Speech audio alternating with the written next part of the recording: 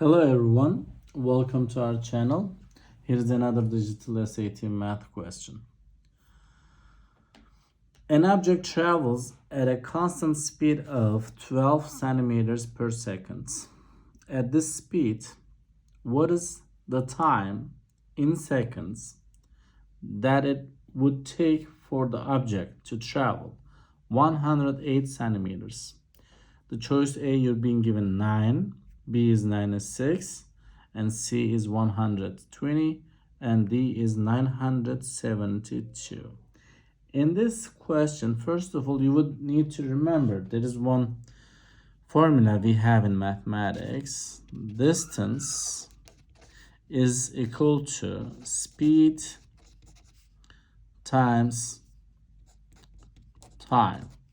Okay? Speed times time. Technically, x is equal to v times t when you think of that. So over here, the speed of this object, we don't know what it is. Maybe it's a car or a motorcycle. 12 is the speed of this object. We're just going to put 12 centimeters per square per second. Okay, and we have been asked how long will it take this object to travel 108 centimeters. This is the distance this object will take, 108 centimeters.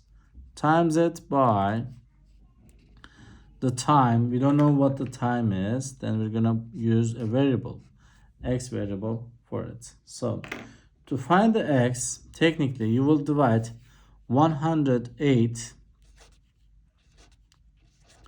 by 12. Okay? So how many times 12 does go into 108? Do your calculations. You will see that it's 9 times.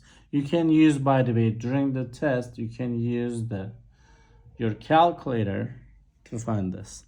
9 times 12 is 108 because, okay? So the x is, in here, the time of x.